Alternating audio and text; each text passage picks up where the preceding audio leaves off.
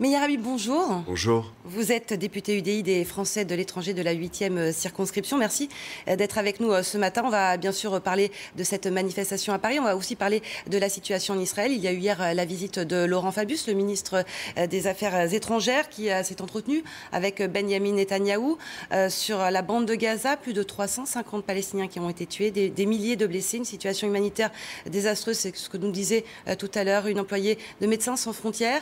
Pas l'ombre d'un cessez-le-feu en vue. Hélas, mais qui a refusé le cessez-le-feu à 2 reprises?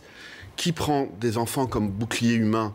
Comment peut-on imaginer que des gens qui aiment leurs enfants cachent dans des écoles, on a trouvé dans des écoles de l'ONU des missiles et des roquettes?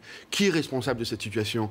Quel pays au monde aurait pu tolérer pendant 3 semaines de façon discontinue, sans réagir dans un premier temps, à voir ces civils bombardés? C'est vrai qu'Israël a développé un système de dômes de fer, et heureusement d'ailleurs, parce qu'elle sanctifie la vie, alors qu'Israël a nié, déclaré il y a quelques jours, nous sommes pour sanctifier la mort. Alors il faut savoir qui est le responsable de cette situation. Ce mouvement est un mouvement islamiste, un mouvement radical. L'islam radical est en train de est un cancer pour le monde. Et l'offensive que mène Israël en ce moment, est-ce qu'elle n'est pas radicale quand elle tue des enfants, quand bien même il serait à côté de caches du Hamas? Pour chaque mort, pour les Israéliens, est une tragédie. Alors que chaque mort civile pour les gens du Hamas est une orgie de joie et d'espoir pour eux. Parce que leur but, ce sont de tuer des civils. Israël a soigné des dizaines d'enfants dans ses hôpitaux, que ce soit dans la bande de Gaza ou en Syrie, ou entre parenthèses, on en parlera tout à l'heure, il y a eu aujourd'hui, on en est à près de 170 000 morts dans le silence coupable de toutes les nations. Israël n'a pas le choix. Vous devez comprendre, en 2006, Israël est sorti jusqu'au dernier centimètre carré de la bande de Gaza. Il y avait 11 000 Israéliens qui habitaient là-bas et c'était le paradis sur terre. Les Israéliens ont cassé des synagogues, ont brisé des maisons, ont déterré des cimetières. Ils sont évacués jusqu'au dernier centimètre carré.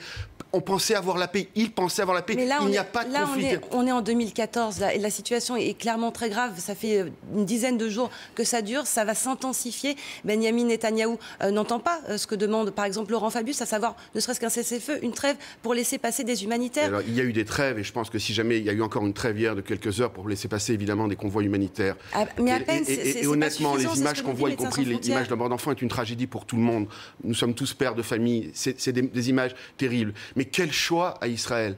Quel choix à Israël? Si on bombardait Paris pendant 3 semaines, si les maires à Paris ne pouvaient pas faire dormir l'enfant... Mais Paris n'est pas sous blocus. Alors, c'est faux. C'est faux. Est-ce que vous savez, par exemple, que blocus... tous les tunnels, vous savez qu'hier, il y a eu 13 tunnels qui ont été démantelés.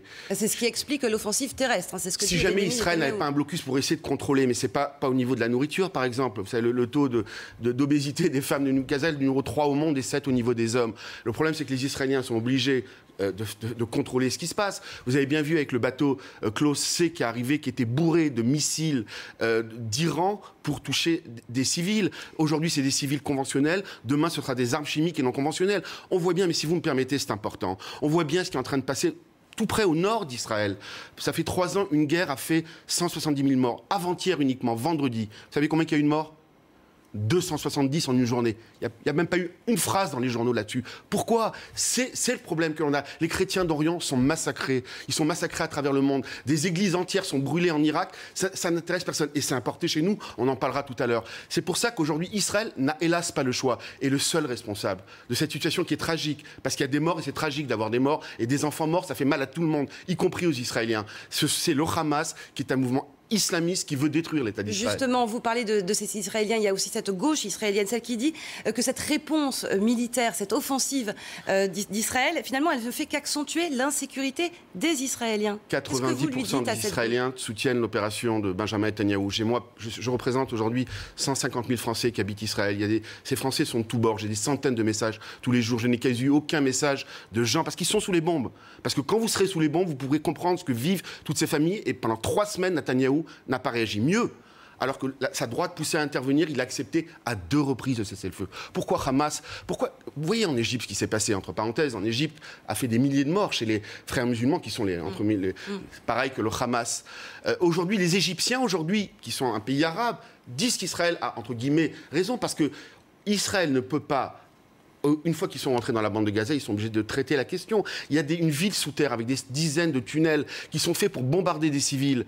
Et les Israéliens ne sont pas intervenus pendant 3 semaines. Aujourd'hui, qu'ils sont là-bas, ils essayent de faire de la chirurgie. Il n'y a pas de guerre propre. Il y a hélas toujours des dommages collatéraux. Clairement, c'est pas chirurgical du tout, là. Mais enfin, écoutez, vous savez ce qui s'est passé quand les Alliés ont libéré l'Europe? Vous savez combien il y a eu de morts à Caen? 20 000, en Normandie, 20 000 morts civils.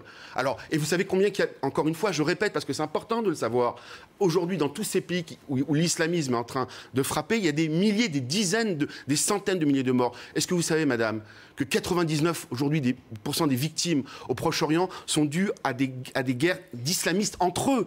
Rien à voir avec les Israéliens. Je voudrais parler des manifestations, celle qui a été interdite à Paris hier, alors qu'il y en a eu qui ont été autorisées à Marseille, où ça s'est très bien passé, ça s'est déroulé dans le calme. Est-ce qu'on peut entendre ces voix en faveur du peuple palestinien, comme il y a eu également à Londres, à Bruxelles, mais dans évidemment, d'autres pays. Alors il faut revenir un peu à la source des choses. Pourquoi ces manifestations ont été à juste titre interdites par la préfecture et par les pouvoirs publics?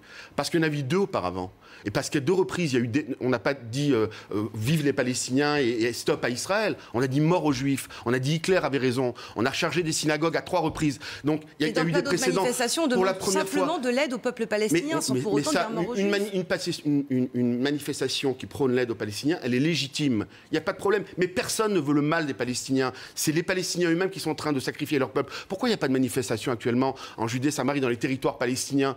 Parce qu'aujourd'hui, le Hamas est responsable. Je dis encore une fois, je répète, parce que peut-être que les spectateurs n'ont pas écouté, on a trouvé des bombes, des roquettes dans des écoles.